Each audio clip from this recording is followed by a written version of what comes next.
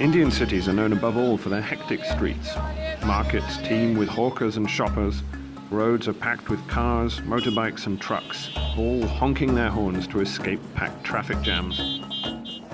But anyone who thinks every Indian city is like that hasn't been to Chandigarh, with its wide-open public spaces and American-style grid system laid down by Le Corbusier, the influential but highly divisive French master planner who pioneered the brutalist movement of urban planning in the mid-20th century, and whose influence is still seen all around this city, including in the European-style piazza you see behind me.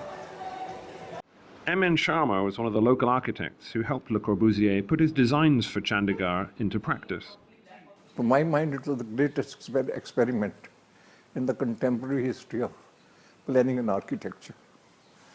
And this experiment of Chandigarh, where Corbusier put all his previous experiences, this became a city for people to come and observe. And I'm glad I was part of it. It's also a hugely symbolic city in the history of modern India. Jawaharlal Nehru, India's first Prime Minister, commissioned Le Corbusier to design Chandigarh as what he called a new city, unfettered by the traditions of the past, a symbol of the nation's faith in the future.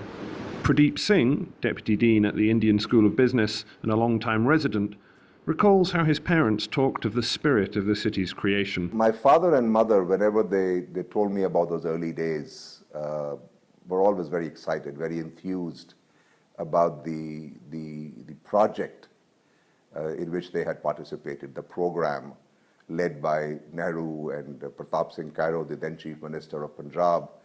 I think they all shared the enormous hope and joy of being in a free country and creating a brand new city which was going to be a symbol of free India for the world.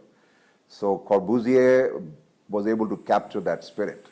For local residents, however, it isn't the high-minded ideals of a free India that make the city work, but its day-to-day practicalities. What I like more about Chandigarh is that it is a well-planned city, and wherever you go, you do not find any dirt or any, some trash over here. Nobody can actually get lost here in the city because at every roundabout there's an indication marker.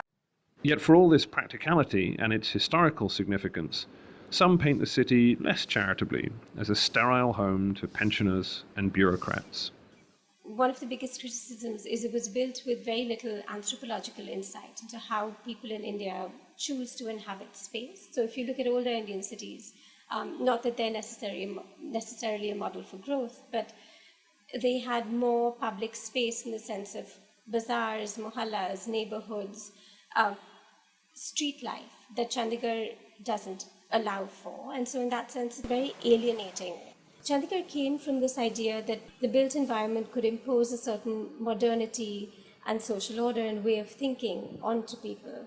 And I think that's problematic. So cities build on themselves, they evolve over time.